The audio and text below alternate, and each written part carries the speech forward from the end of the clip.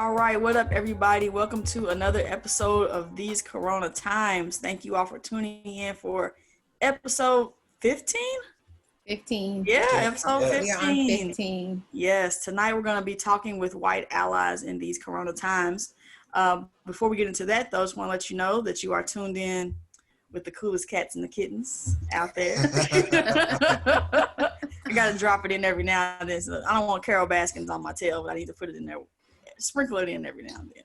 But anywho, you're with Tiffany, you with Dr. Simone, and you with Brother Brandon. What's good? Yeah. So how's everybody doing? How was your weekend? It was really good. Really good. Got a lot of, I think I said in the past, I wanted to spend more time in Charlotte, and we've been doing that, you know, in the surrounding area, actually learning about the place that we live. So I don't like that. Well, I'm sorry. I don't want you to get acclimated, okay? Stop enjoying yourself. I don't want you to get acclimated to your surroundings. No, don't get used to it. You're coming back to Louisville. Don't need to get used to it. That's right, Tiffany. Yep. Yeah. Shoot, I would say my weekend was busy. It was busy. Me and myself and Tiff, we did a fundraising program, a virtual program, and it was a lot. And then I had to work today. So, yeah, I'm running on fumes, but we're going to make it do what it do. Well, it was a good program. Y'all did a good job. It was a great program. And although the weekend was busy, I'm coming to you all refreshed and napped, as I have done nothing today but lays around my home after the busy day that we had yesterday. So, real quick plug, Brandon and I. Just about to do it. See? You got it. Thank you. You're on it, man. Brandon and I participated in the first ever virtual Cecil Ray scholarship program yesterday. And of course, we've talked on this show a couple times about Christian education, and both Brandon and myself are products of E.L. Menace Junior Academy. Simone is a supporter of E.L. Menace Junior Academy. Yes, from a distance. From a distance. But so last night we participated in a scholarship program to raise money for the students, and Cecil Ray works to provide 1 month free scholarship for every student. This year they have 42, so their goal was $15,000. So I want to tell you, our Corona Times viewers, that if you are so moved, I'm about to get on my pastoral box here. If you are so moved to donate, if you would like to be involved, you can do so by utilizing Cash App, $ Cecil Ray Scholarship, and it goes toward a great cause. And if you ever want to know anything else about it, it's on my page, it's on Brandon's page. We'd be happy to answer any questions for you, but just a quick plug for E.L. Menace Academy. Yes. Yeah. So as always, we have to thank you all for your support. And again, every day I feel like I'm getting a new notification about somebody liking our Facebook page, private messages, even conversations. I mean, some really great conversations have been started just from people watching the show. So thank you all so much. And don't forget to continue to subscribe to our YouTube page and check out our Facebook page, and just keep communicating with us, getting involved. I think we're up to almost 400 likes and follows, so that's getting there. It's pretty big deal. We appreciate the support. Yeah, absolutely. And I personally am enjoying the interactions on the watch party. Watch parties happen every Monday around 7-ish. Sometimes they happen on Tuesdays. Technology enables us, but they happen on Monday around 7-ish. So hop in, comment with us. We try to all get on and talk with you, but it's always been great conversation. So we truly appreciate the support. Yeah, for sure. So with everything going on, obviously Brandon and Tiffany have been very busy this past week because of the program they were putting together. So we got to check in on the self-care goals. Were y'all able to get any self-care done? I'm looking at our notes. It looks like y'all both had the same goal. Is that correct? I just want to say, Brandon had the same goal for like 4 weeks. He was trying to it's time to switch to something new. This show get it together. It's just not. It's just.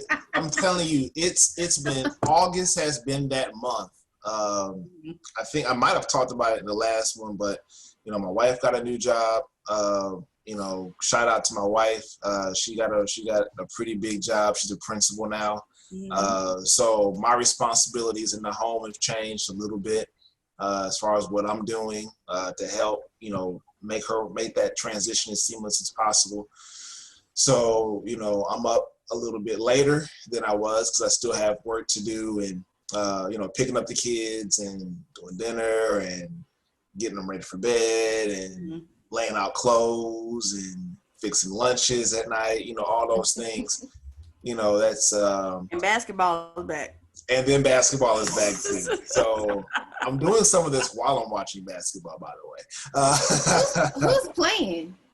Everybody. The playoffs now. Right now, as we speak, it's the Raptors and the Nets. So yes, I am. What? Yes, I said the Cardinals. I did. And Denny Crow. Oh, you know what? We're just not. This is our uninclined sports friends, so we're just not going to. I like boxing. Okay, I like boxing. We're proud of you. This is a sport, just like your mama. You. Yeah. So yes, I've been going to bed late. Anyway, I think the earliest I was in bed was probably Friday. I think I was in bed by around 10:30, but I've been up to 1 o'clock, which is outside of my 11:30 target. So, I think once this month is over, I'm good. Hey, Tiff, what about you? I did good. I think y'all can confess, y'all didn't see any real late night polos after 12:30. It was a wrap. You're right. Yeah. Is that right? Yes. Mm-hmm. I went to sleep. Even Joe was like, "Where are you going?" I was like, "To the bed."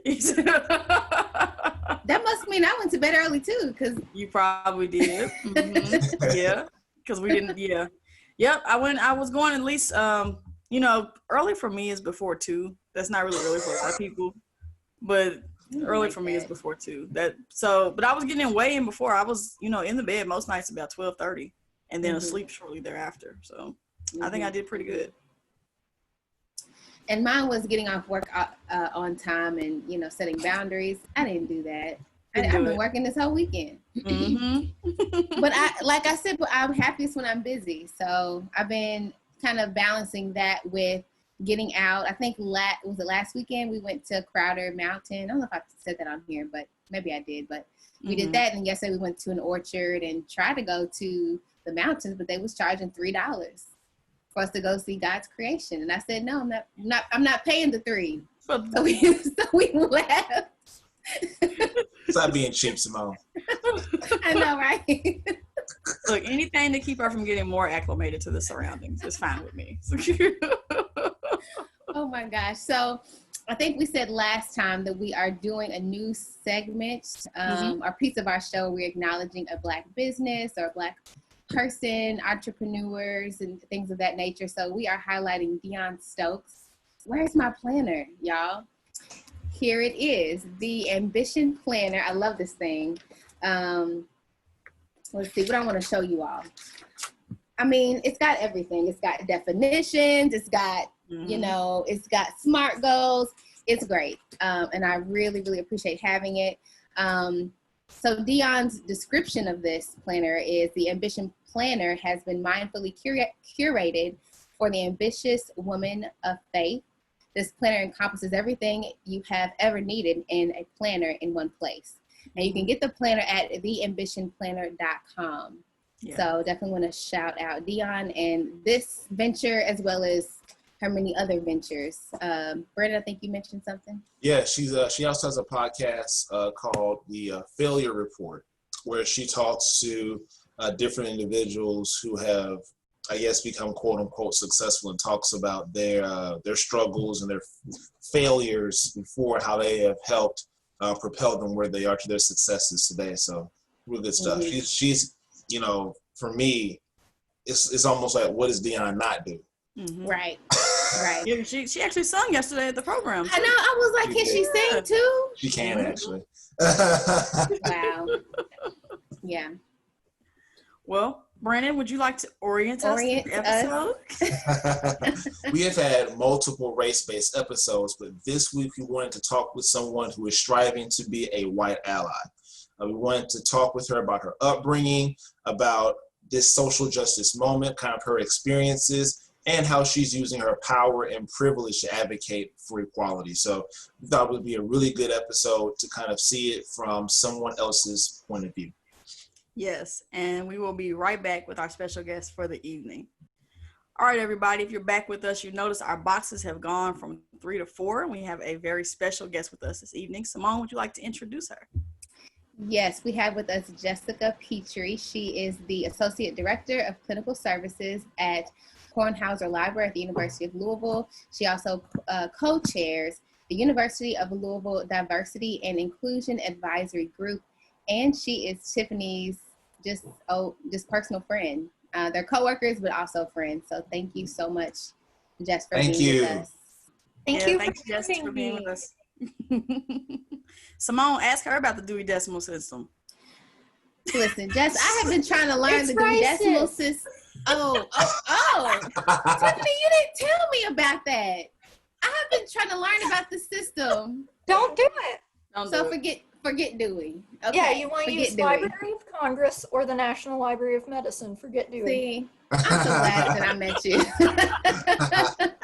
Was that not the answer I was supposed to give? No, that's perfect. That's perfect. Perfect. That's perfect.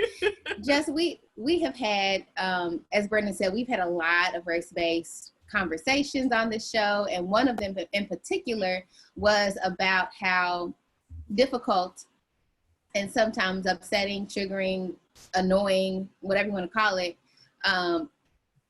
like communicating with white people during this time who are wanting to advocate and wanting to be allies or striving to be, but sometimes they just miss the mark. And so we thought it'd be really, really important to have somebody come on and just talk about your experiences. We know you're not the, the expert for white allyism. Yeah. Allyship. That's correct. We're really glad that you came and are willing to share your experiences. So with everything that's going on, how are you doing? Like, just personally, how are you doing with everything in mind, current stressors in mind? Mm-hmm. Personally, most of my stressors are linear time related. Mm-hmm. There's just a lot going on and not enough time to deal with and process it all and take care of yourself at the same time. Mm-hmm. So, yeah, most of mine are situational. Mm-hmm. Mm-hmm. Yeah. Jess is, I won't say a lot, we won't go a lot about the profession, but Jess is one of our clinical librarians. She has been what you would consider, I guess, as close to the front lines as a librarian can get to COVID. She works with our infectious diseases department, and bless her heart, she's been discussing COVID since its inception, probably before we were even talking about COVID. They were discussing it in meetings. So I'm sure she is not only coronavirus out from having to look up and read about all this, but also people asking her questions about COVID day in and day out, especially from within our library. So I know what she means when she says her issues are more linear related. There's probably not enough hours in the day for the things that she has to do. So, I just want to say, if I haven't said enough in meetings and such, but in front of other people, that I appreciate what you've been doing as far as the COVID work you've been doing with the infectious diseases department. So thank you so much for that. Yeah. I'm very happy to do it. I signed up for it. That's what I wanted to do. I wasn't aware we were going to have a pandemic when I took on infectious diseases. No idea. And so I serve 6-ish departments, depending on how you count it. But one of those is infectious diseases and another is emergency medicine. Mm-hmm. So, I mean, all my departments are varying levels of busy, but when it comes to shutting down, to everybody's going remote and we're shutting down non-essential research, infectious diseases and the emergency department are both very essential. Yes. So I didn't have the same urgent shift to remote workflows as everybody else did. Mm-hmm. Mm-hmm. Yeah. So we, again, truly appreciate you being on. And I appreciate all the work you're doing. So we're not going to take a lot of your time this evening because we know you got to get up bright and early tomorrow. I have to teach at 7 a.m. Yes, see? Some of that fun clinical work. So we'll jump into some of the topics we want to cover this evening. Jess is not a Louisville native. She is a Kentucky native, however, though. Jess, can you talk about a little bit about where you're from? Yeah, so I am from far eastern Kentucky, right on the West Virginia border. Okay. Hatfield-McCoy territory. Who? Hatfield McCoy. Oh yes. Okay, I know the Hatfield. Okay. Yeah. So I'm from where the Hatfield-McCoy feud happened. Wow. And direct descendant of probably both at some point. Families are messy, but Hatfields are the ones we can trace it back to. Very, very rural. It's Pike County, Kentucky. Okay. Is where I grew up, and it's Pikeville is the city out there. When I was growing up, it was a couple hours from Pikeville. Now it's about 45 minutes because they built a road.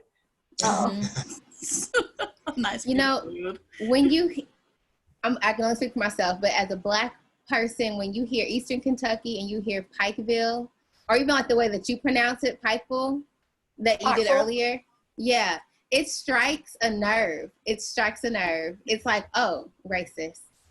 Right, like that's where my mind goes. I'm not calling you that, but that's where my mind goes, because when you think like white rural, it's triggering, right? And so when I heard like that we were going to have you on, and Tiffany was telling me about you and everything, I was like worried about what that would be like.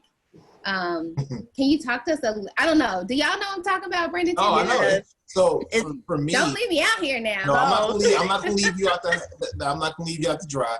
But that's the same thing for me. I consider cities like that your sundown cities. And I've had experiences back when I was doing traveling and doing a kind of a program for the Baptist health system. I was in cities like that. I was in I want to say, what was that? Is Corbin Rich? Is that somewhere in the same realm? Corbin is also Eastern Kentucky. Okay. And has a significantly more significant history. Yeah. History. Yeah. So I had to travel to Corbin and for business. And, it was one of those things. I'd never been to Corbin. I put it in the computer and it was in Google. And I was like, oh, I'm going to order my food to go. I'm going to pick it up and I'm going to go right back to my hotel.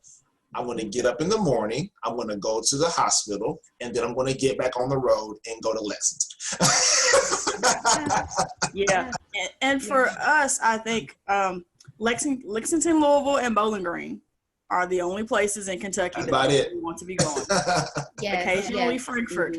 And I know, obviously we're laughing, but it's a safety concern, right? Like it's a safety concern, and you just don't know what will happen, and we can't just roll up in certain places, obviously. So to that point, you know that. Want to go back to what Brandon says, sundown, does everybody, familiar with sundown towns or sundown cities? You want to get in before it gets dark because things get real. Especially if you're a person of color. So that's a real thing that we, we're joking about it now, but it's a serious issue in some places. Really the funniest thing. Yeah. I was watching a report of something recently about, and it was basically saying sundown cities, but it was another name. It was like no blacks allowed in something. I can't remember, but obviously something that is still prevalent today. And so when we had our production meeting, Jess, we were kind of talking about your early experiences. Can you kind of tell folks, what was your experience like with people of color growing up? Like, did you see Black people? Like, what were the messages you received early on? So there weren't many, to be honest. I can't remember interacting with any people of color who weren't doctors. For most of the time I was growing up. When I got to high school, there were a few more, but a few more people of color, but they were either a grade ahead of me or behind me. I didn't have anybody in my classes. So it really wasn't until college that I was interacting personally in some way. But yeah, growing up in the hills of Eastern Kentucky, I was essentially feral. I joke about that quite a bit, but everything I know about interacting with other humans, I learned from books. So the messages I was receiving, and this is showing my age a little bit, but I was in one of the first classes that did the AR program, the Accelerated Reader program. Oh, okay. Okay. And they were very strict about what grade levels we were allowed to read. And we had this tiny little book. We had a tiny little library at my grade school, and there were maybe 8 books in my grade level. And 2 of those 8 were by Mildred Taylor. We had Roll of Thunder, Hear My Cry, and I remember that book. I used to read that book so much. We had that one, and we had the sequel. I don't remember which order they came in, but we had Let the Circle Be Unbroken too. So a quarter of the books that I was allowed to read for a year were written by an African American woman. And the same with most of the books that we had were very limited, but I did have access to those messages. The movies that my mom always liked to watch, she liked 2 different kinds of movies. She likes kids movies that are very wholesome, and then she likes important movies.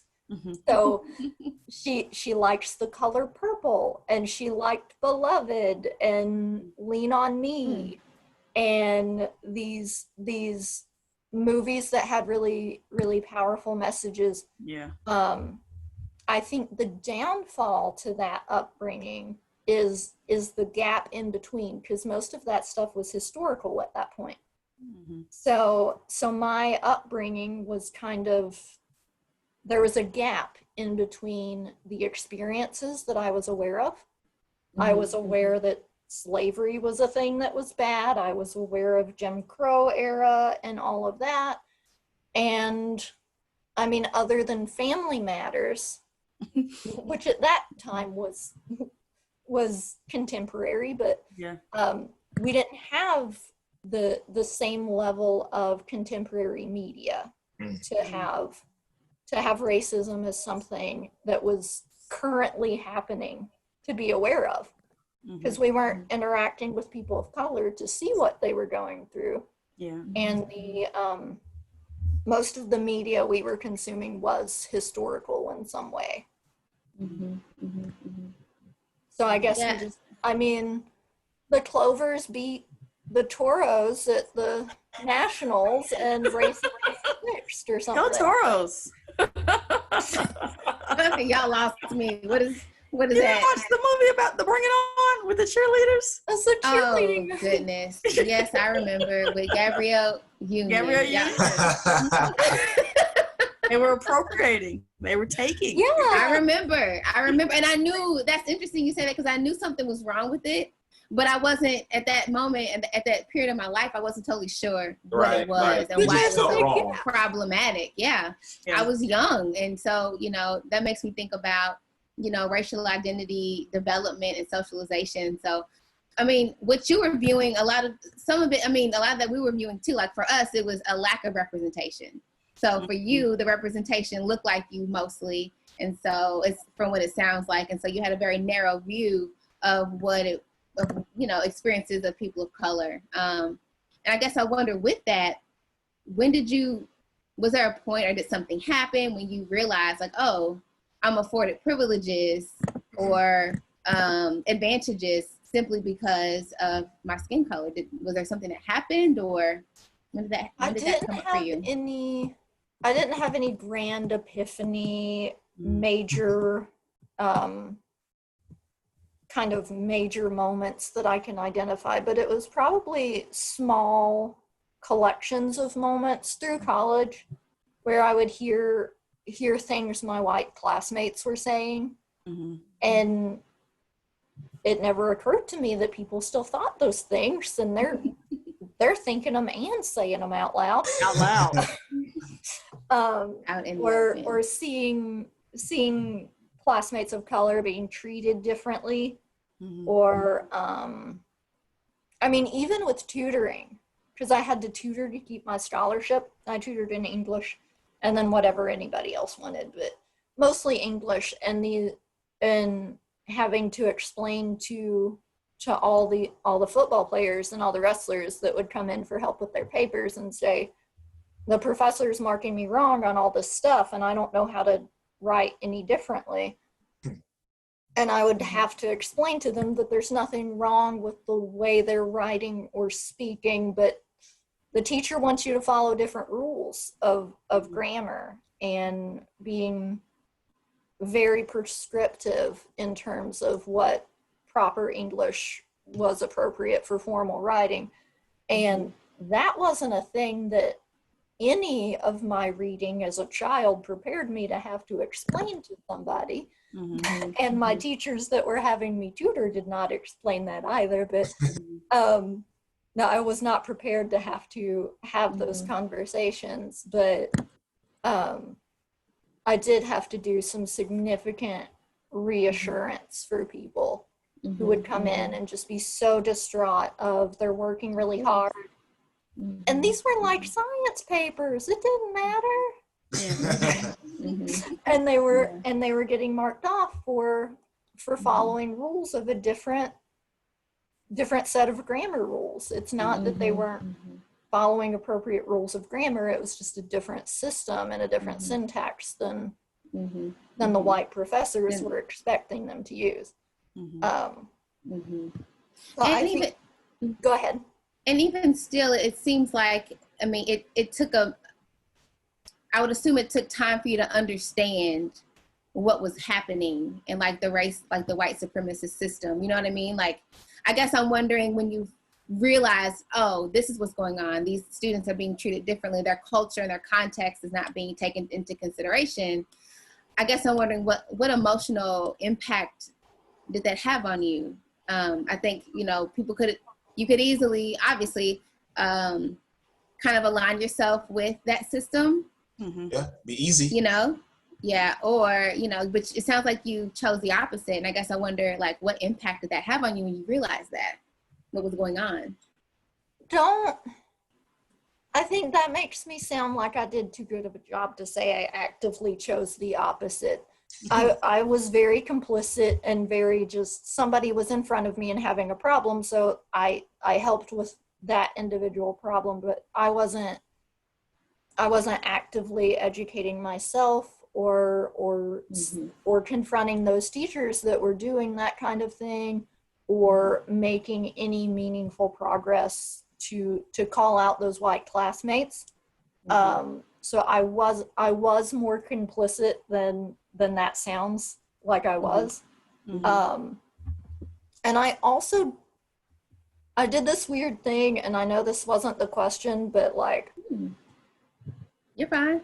I kept doing this weird thing where I wouldn't want, if somebody asked about a person and I needed to describe them, I would do everything in my power to not say they were Black. And like, she's about my height and she has dark hair. She's the only Black person that lives in this building, would not come out of my mouth. And it was a discomfort of, it was from a place of not wanting to be racist, but it was taking that colorblind.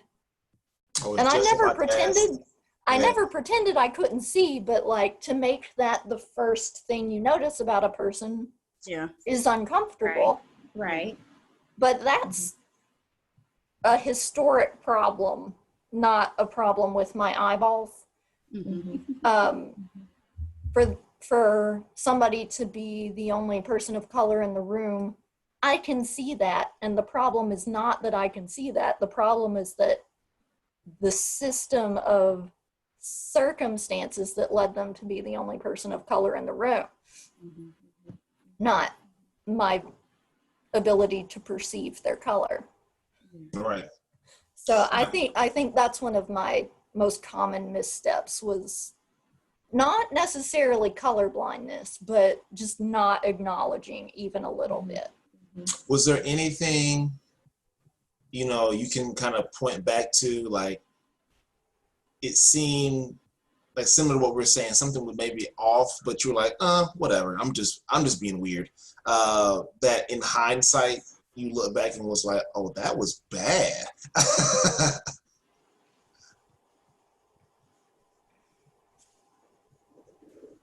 Thinking thoughts. I'm thinking thoughts. There's one big one that I can think of, but it wasn't because I walked into a room while somebody was in the middle of saying something horrifying. So I didn't know if there was context that happened before I made it into that room that would make it make sense. And there was not. Yeah. So that was one where I had to say, wait, that was what they were going for with that wasn't. And so, like, that's one where I wish I had spoken up in the moment, but I was just doubting myself of, and there's a problem with that. There's a problem with automatically giving the white girl who said something horrifying the benefit of the doubt, and not the person who had something horrifying said to them, giving the benefit of the doubt. So, like, I know I was wrong in that point. It wasn't because I didn't realize it was wrong. It was because I gave somebody the benefit of the doubt when I shouldn't have. I can't think of any that I was like, that I didn't interpret as a problem. There have been several times where I'm like, something feels off about this. I don't know that I can articulate what's wrong. Know that that I'm educated enough to explain the problem. Even, sorry, Simone, going back to the very important film, Bring It On. Cultural impacting film, Bring It On. Seriously. At that point, I had no idea. It's not like we ever heard the phrase cultural appropriation, even through that whole movie. Right. And that's the whole point of the thing, but they never use the word. So situations like that where you can tell something's wrong, but you don't have the language to describe it, or to even appropriately call somebody out about it. And I think that's why we refer to it as a journey, right? Like, if you're a white person and you're striving to understand how to use your power and privilege to be an advocate or an ally, or whether you're a person of color and you don't quite understand how white supremacy is impacting you. Like, it just takes time. Like I said, when I watched that movie, I loved it. I was saying all the cheers and trying to do them. Something was wrong. What'd you say? No toros. Right. I could put my finger on it as to what was really going on. So yeah, I can definitely relate to what you're saying. But what's interesting is, I know when we did our production meeting and we were talking about, what it is to be an ally, you're like, I don't consider myself to be an ally. And that shocked me. I don't get to give myself that term. Can you say more about that? Yeah, maybe. That's all I know to say about it is that why wouldn't you consider yourself? Because there are a lot of white folks who are super woke and are self-proclaimed allies, and they tell you, I'm an ally, I'm this, I am an ally, I am for equal rights, I am for social justice, I am for black rights, and I'm for this, I'm for that, I am an ally. Yeah, they're the worst ones. And that's the best comparison I can make is to nice guys. I'm not trusting anybody that tells me what a nice guy they are. That's Like, fair. their That is fair. actions, their That's fair. behaviors need to show that. Mhm. And if somebody feels the need to tell me, then there's a problem. But Yeah. if somebody feels the need to say, I'm very for social justice, oh, that's neat. Why are Why do you have to tell me? Mhm. Are you trying to convince me? Or are you Or trying to convince yourself. Convince yourself? yourself, yeah, how did right. that Yeah. come up in conversation? You know. Uh-huh. So I'm mistrustful of anybody who assigns that label to themselves. Mhm. And even when Tiffany asked me to participate, that was terrifying because I'm terrified of everything and I am anxious. But if Tiffany says I'm an ally, I will absolutely be terrified for an hour. That's fine. But I don't think that's not my word to assign. Yeah. The only situation I've heard ally used appropriately as a self-assignment is in LGBT circles. A lot of the time when ally is included in the acronym or in signage for LGBT events, the ally is really there for, I mean, you're going to get allies, but it's really to give closeted people a entrance and a safe entrance into the space. Gotcha. So that's the only time that I can think of ally being a thing to call yourself. Is for LGBT spaces and other queer spaces that it's not safe for you to be out enough to say, I'm here because I am not cisgender, or I'm here because I'm not straight. That's a level of safety. Got it. Then, okay. I actually really appreciated you saying that, because I told Brandon and Tiffany I was really nervous about the production meeting. I was just nervous. And so I really was very appreciative of the fact that you said that you feel that way, that, you know, I'm not claiming this title.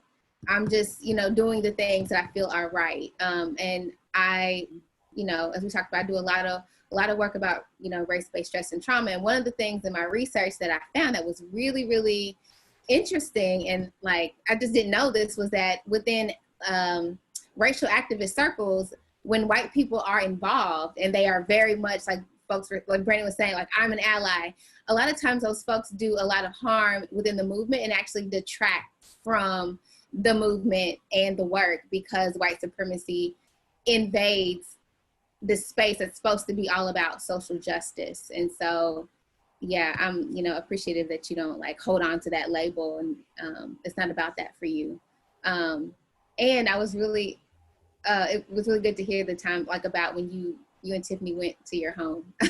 We have to talk about that at some point. But go ahead, Tiff. You might as well do it now. Go ahead, Tiff. I know, right? That's what I was gonna say. For me, that was really why I wanted to have Jess on, because, you know, the ally, in the sense that Jess spoke about in the LGBTQ circle, is the same sense that I consider myself an ally. I've done training. I, you know, have a sticker. I'm a safe space in that sense.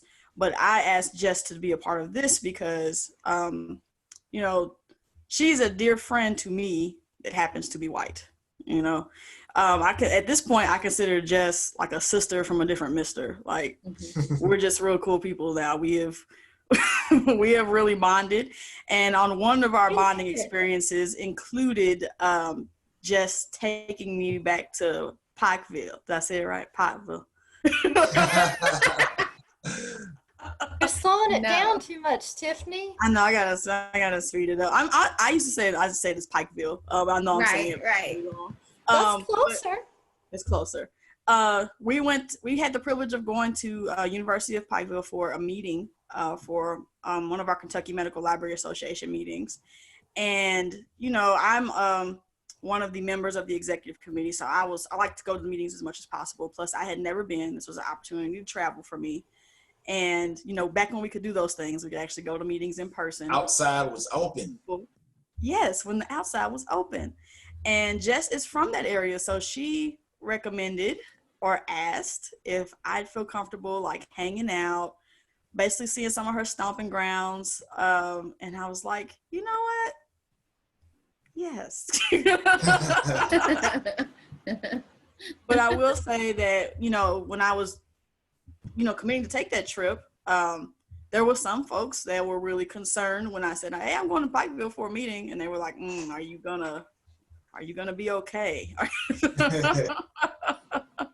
But it was ultimately, it was a really good experience. You know, some of the things that I was afraid of, you know, didn't happen to me. I just did a very good job of, I'll say, just keeping me safe and talking to me about what we were going to be exposed to, or the possibility of things that might happen.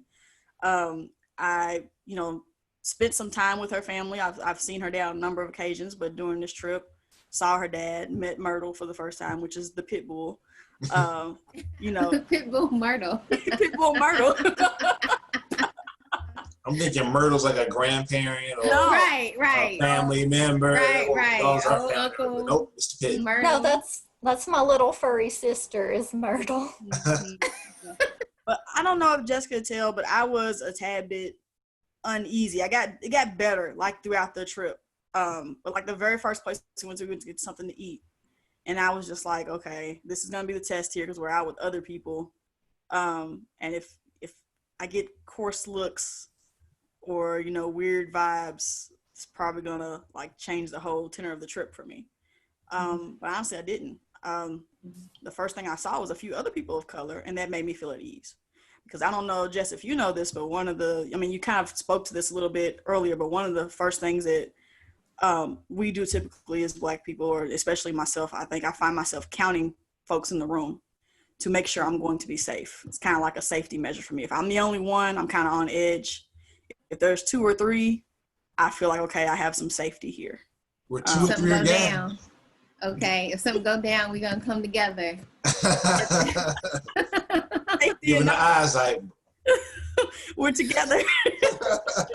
But what I appreciated was it sounded like you were really aware of how uncomfortable it might be for Tiffany based on her identity. And sometimes it feels like people aren't. Go ahead, what were you gonna say? I tried to be as transparent as possible about what level of what the risks were. Because she was going with me, she's not at any risk of violence of any kind. If she had driven her own car and went down a holler and been in a strange car in a strange holler, somebody might have called the cops on her because they wouldn't understand why she was there, and being lost would not occur to them.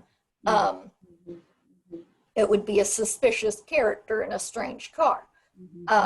Because she was with me, I told her that she might experience a variety of microaggressions. People might be awkwardly complimentary about how articulate she is, or want to touch her hair. And I didn't give this example, I don't think, but because we didn't go in any gas stations, but somebody might follow her a little too close if she was shopping, but she wasn't in any physical danger with me. So I tried to be as transparent about that without being traumatizing or scary. Now, I gotta ask though, because we're talking about your hometown, I would assume you have love for where you grew up. And so what is it like to like have love obviously for where you grew up and also be talking about like some of the problematic stuff? Is it hard to like hold both of those? It's realities? Weird, especially because I don't associate, because when I was growing up, I had no idea because there wasn't any racism because there weren't any other races. right. I couldn't conceptualize that. So it's not really location based.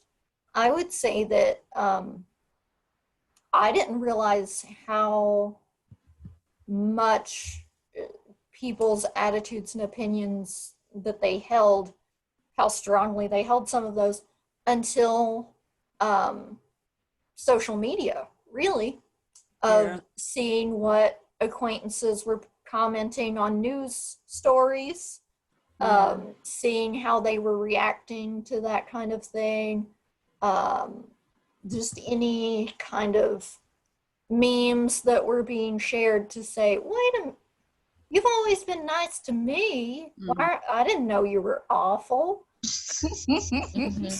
But when the people that they're awful to don't live around there, I didn't see that.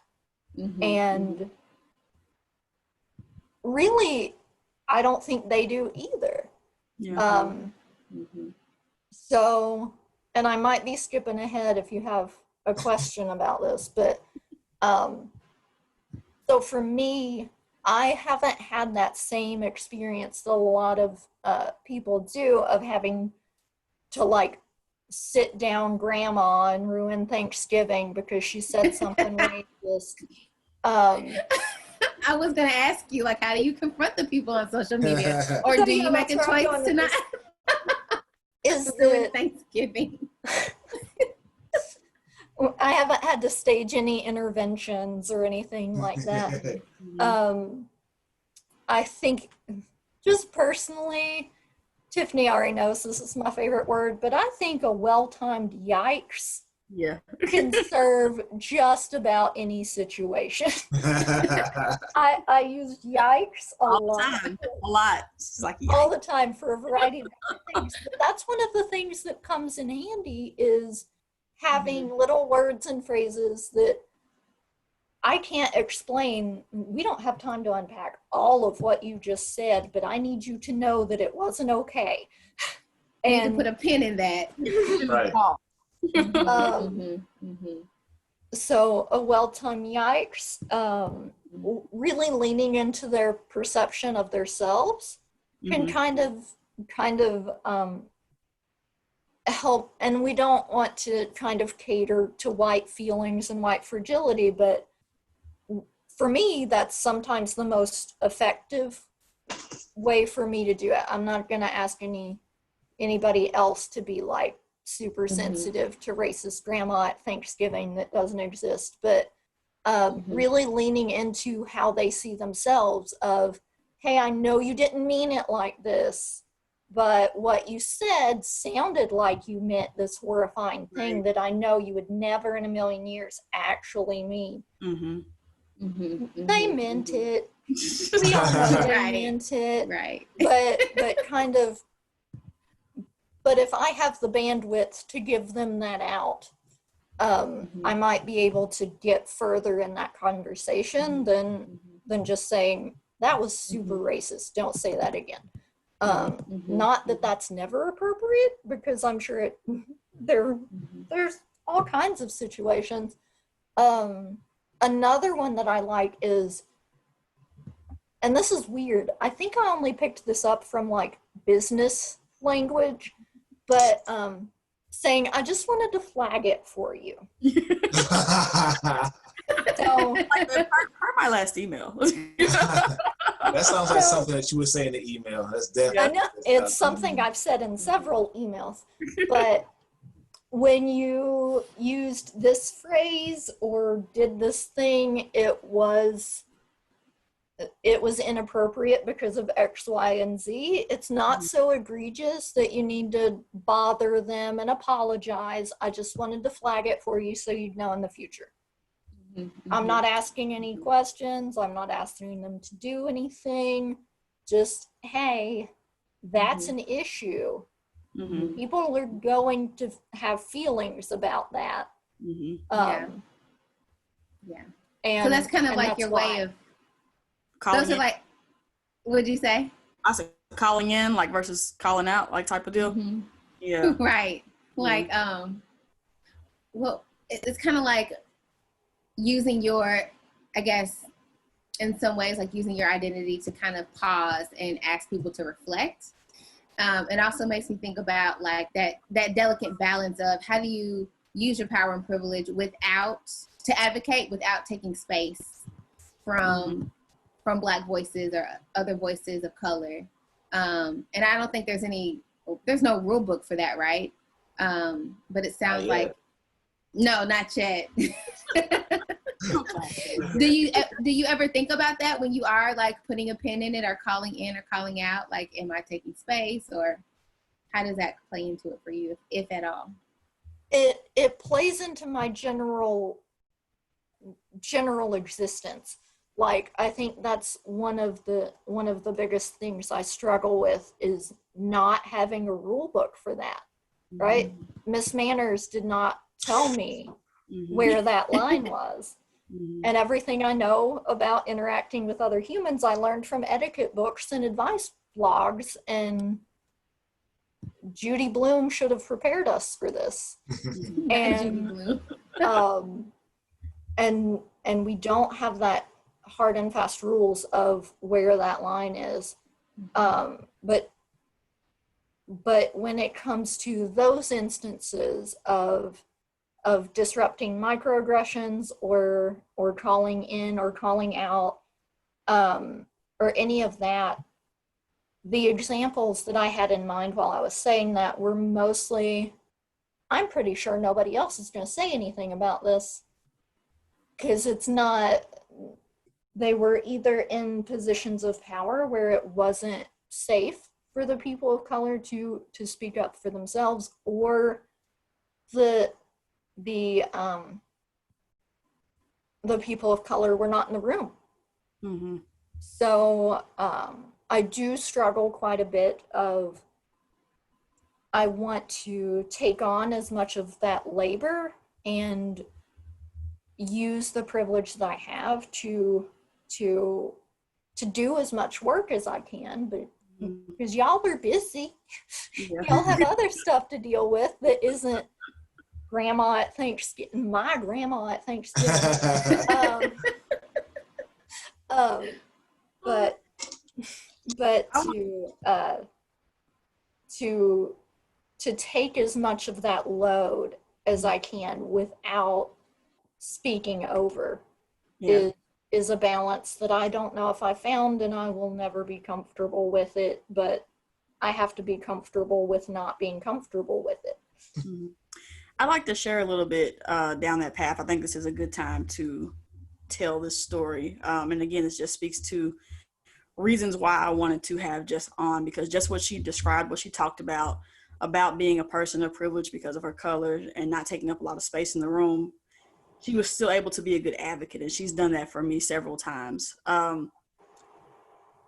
Without, I don't want to make anybody feel bad. So, if you're watching this and you work with us, don't feel bad. It's not like, it's not like you were saying things intentionally to hurt our feelings, but we were at a point when we were all working remotely. We're talking about coming back to campus. This was shortly after George Floyd had happened, and we were talking about what it meant for our students to come back to campus, and that means wearing masks. That's something we're all doing right now.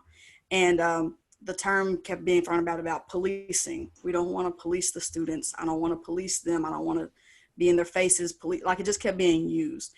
And it was one of those things where I don't feel right about the way this is being used, but I also don't feel like I can really say anything. And that's for a few reasons. Like, I believe I am in a position of authority where I work, but I'm also one of very few African Americans in my building. I did not feel like I wouldn't say the support, but just people weren't there. And I was like, I don't want to come off as irrational, or Tiffany's being emotional. Angry Black woman. I didn't want to come off like that. So instead, and I do this often, sometimes when things happen in those settings where I'm uneasy, I just stop talking. I button up because I just don't know what to say in that moment. And I don't want to appear those things, angry, irrational, any of those things. So afterwards, when this had happened, I talked to Jess, and, we talk a lot on the side, outside of work or whatever. And I was just telling her this, and I was speaking to her in a very real way. This was not colleague, this was my friend. I was telling her, this is how I felt. This made me feel uncomfortable. I feel like we're throwing this term policing around too loosely, and it's making me feel very, very uneasy. And she said, you know what? I hear what you're saying. Let me try to put that in words that make sense to the people who are saying it. And she did that. She sent out an email and she was like, hey, we need to use other words. Let's try using monitoring. That's a real good word for what we're doing, because we're not essentially policing anybody. We don't have weapons. We're not getting people's faces. That's not what our goal is here. Our goal is to just kind of touch base and be good advocates of our space and that type of thing. And that went a long way. And it was like, with her privilege, she was able to say what I could not say, what I wanted to say, but I'm not even sure it would have been taken seriously had I said it, because of course, being a Black person and all the stuff is going on with the police, defund the police, I don't know if people would have really heard it the way they received it from her. Mm-hmm. And that might be a better answer for Brandon's question earlier than the one I gave, is that's one of the times where I was like, this feels bad. Mm-hmm. I don't know why. Tiffany, is this as weird as it feels to me? And be like, yeah, that's bothersome. Yeah. Very bothersome. Yikes. And whereas Tiffany would Let me flag that for you real quick. Yeah. Let me flag that. I think I actually may have used that in the email. We don't need to be using that language so freely. Yeah. You get a real flag. We need like something built into Teams and Zoom, like Yes. with the reactions. There's like the happy face or the sad face or like a but no, I forgot where I was going with that. Sorry, I'm sorry. I got distracted with the reaction. With the reaction buttons. It was back to privilege. And whereas Tiffany might be seen as an angry Black woman or threatening or challenging authority, they might think I'm not very bright or that I'm sensitive or over emotional in some way, but I'm never going to be a threat to anybody. Mm-hmm. And so I have a level of safety in that. And I think, and this is going to get way into philosophy that I'm not going to get into, but I think there's a real problem with assuming that emotional attachment to an issue somehow makes the issue less important in a way, in that there are some things that you don't need to be objective about. Mm-hmm. I don't have to objectively and totally without emotion say this is a problem that's really hurting me for it to be a problem that's really hurting me. I think that's one of the biggest problems in our society, is that if people can't, in total detachment from feelings, express harm in some kind of boring academic jargon to justify why things are a problem, instead of saying, that's really upsetting, please don't do that. Right. I think we prioritize lack of emotion in a really weird way. Yeah, very true. Very true. That makes me think of so many different things. I think there's obviously racial stuff, gender stuff there, but yeah, this Eurocentric, like this expectation to be stoic, in situations that are like really emotion laden. Like it's okay to get upset about, human rights issues. I think that one rears its head mostly in gender issues. Yeah, for sure. But you can see it in all different systems. We don't have to go into intersectionality today or anything. Listen. We ain't got that much time. Listen, it's 9:15, but I just have to, I know we're going to wrap up, but I just have to say I really appreciate this conversation. And I have shared this with Tiffany and Brandon. We've all shared it, but during this time, like especially with the political landscape being what it is, and y'all's president, I'm between presidents right now, but y'all's president. I don't know. It has felt very difficult to connect with and have meaningful conversations with white people, and I have felt, to be honest, very hopeless about it, because I felt so disconnected from so many people that I thought got it and understood, things. Not to say as a white person, you're going to understand my experience or that, what it is to be a person of color. I don't expect that. You'll never understand that. But just to be aware and have the humility to say, I don't experience this the way you do, but I get why this or that is a problem. And so it's been very helpful for me, and just like, it's just been helpful for me to have this conversation with somebody who identifies as white, because I haven't had them lately. I tend to shy away for self-preservation because I don't know what's going to be said. Mm-hmm. I gotta say too, building on that a little bit, in that I was very flattered and excited that Tiffany chose me, but there's also a level of hopelessness on my end in that there's 3 of you, and I'm the best you got.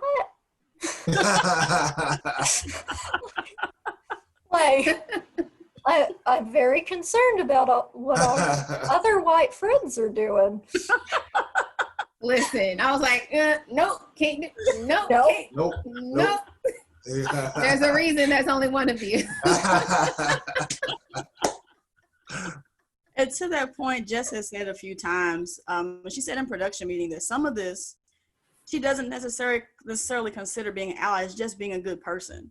And I will say that she's just genuinely a really nice person. She's been at U of L maybe like, 4 years? 3, 4 years? This past year counts in dog years, but yeah. Yeah. Okay. I mean, for her to come from where she came from with not very much exposure to people of color, we became fast friends.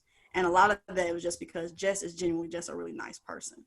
And sometimes that's all it takes to make it in the ally game of any type, is just generally be nice and treat people the way you want to be treated.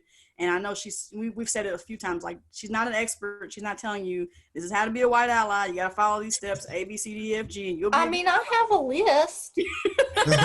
Well, I was going to ask that, like, I know there are some people who may be watching, some of our white friends, cohorts, white Corona Times viewers who may be looking at it and going, I would like to do things to improve upon my relationship with my friends of color. Like, what could I do as far as training, or do you recommend any tools or just anything that could further that allyship in any way? They should stop asking us.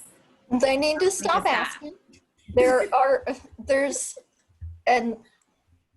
And not that I need to be another librarian recommending Google, but like, there's all kinds of reading lists and how to be a white ally guides online. Like, as much as you want to be sensitive to your friends, you also don't need them to tell you what to read. There's all kinds of people already putting that out.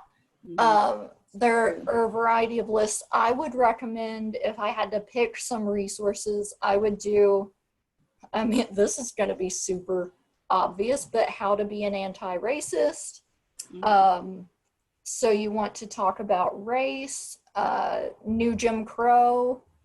That's a great book. Book Brandon read.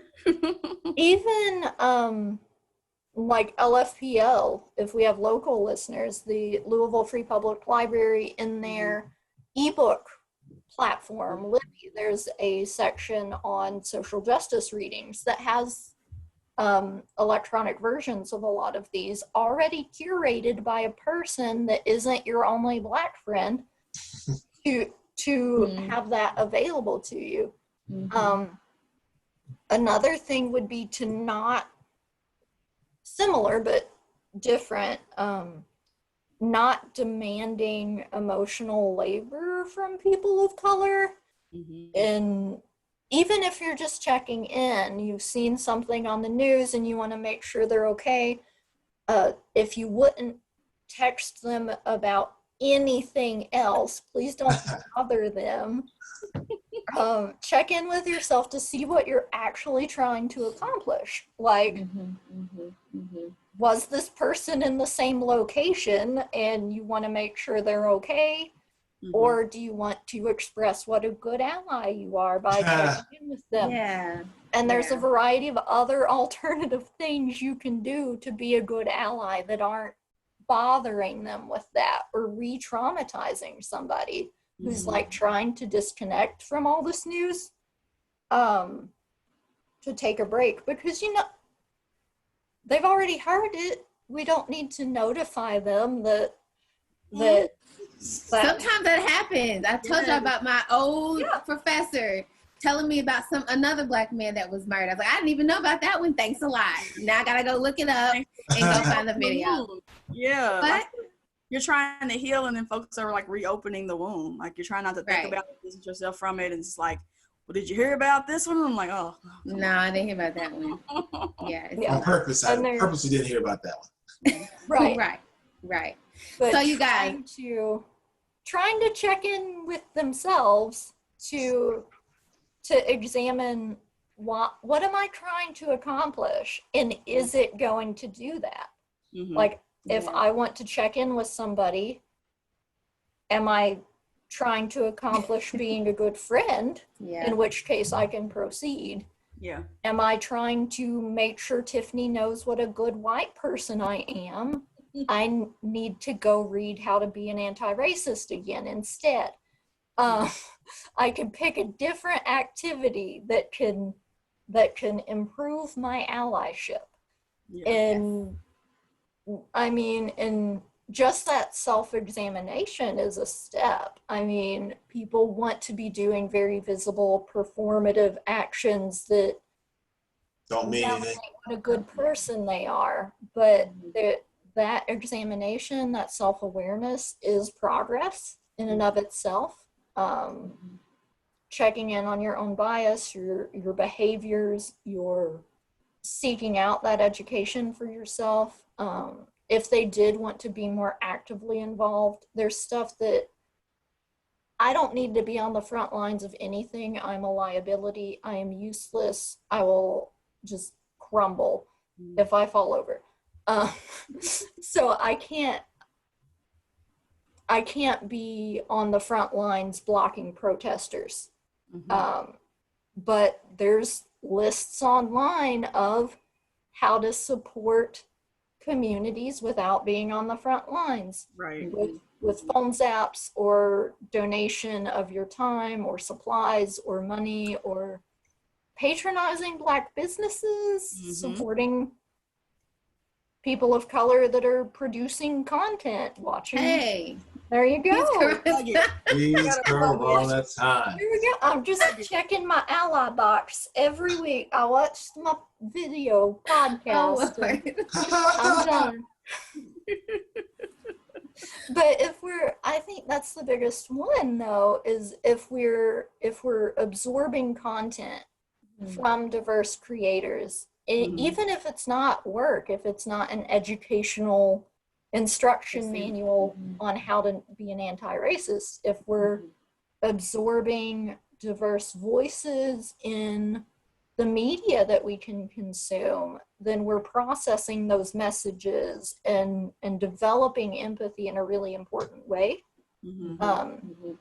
And being supportive in a way that doesn't have to look like studying how to interact with people of color. Yeah. Well, I know we have sports fans on the line, so that want to go watch their games. Listen. So guys, probably checking the score on his phone. Listen, I was actually. I was trying to pull it up. I was trying to pull it up on the sneak, but y'all caught me. The conversation was good, so we are going to shift to self-care. Just thank you so much. At the end of each show, we always talk about self-care and what we're going to do to kind of help ground ourselves within this crazy world that we're living in. So who wants to start? I'll go. I have some vacation on my calendar. So that's my self-care. It's a week or so away, but that gives me something to work towards as far as like goals, getting things done on time for work and things of that nature. But we have been encouraged, Jessica and I, to take vacation, to take some time to, check on ourselves and do something that's not work related. So that's on my calendar. I may not go anywhere. I may be right here on this couch, but I will not be working. So there's that. What's up? Brandon, what about you? I was thinking about saying go to bed early, but I don't want to jinx it. I'm not going to use that again this week. I'm not going to use that. I will say that I will try to be more present. I have been to conserve energy. I've been, if it's not something that's work related or whatever, or Cecil Ray or whatever else is going on, I've been fairly withdrawn. So I'm going to try to do a better job of being present. So I have two things. I'm going to try to put my phone down, and in service of, like you said, being more present. I find that with everything going on, I kind of escape into escapism, and try to be more present. And the other thing is I'm going to bug Brandon and Tiffany to come to North Carolina and go to the cabin. Remember the cabins that I showed you all? Yes. Y'all need to just come. You got vacation. Brandon, come on, Jamaica and children and Joelle. We ready. Brandon doesn't look convinced. No. Do you get service to watch ball games at the cabin? Oh no, it's definitely not me. Y'all know I be there. Y'all know my wife ain't gonna show up. I know. It ain't no beach. So yeah, that'll be what I'm gonna try to do, is get one of y'all to come down here and also to be more present. Jess, what about you? You have any self-care goals? No. I haven't been meeting other ones, so I have to get caught up on the things I should already be doing instead of making ambitious goals. Okay. Feeding myself well, sleeping regularly. Those are good things. I have been doing better, Tiffany. I'm proud of you. But I still have a way to go before I am stable enough to set a new goal. So I'm maintaining current progress. Okay. This week, till Corona has us here again, we want to again say thanks, Jess, for being with us tonight. Thank you. The conversation was wonderful. To all of our viewers, we want to continue to stay safe in these Corona times. Wash your hands, wear your mask, get your rest, all those things. And you know what? Today's a great day to Breonna Taylor. It's always a good day. Always a good day. Yep. Yes. But until next week, y'all, we remain yours. Yours. Yeah.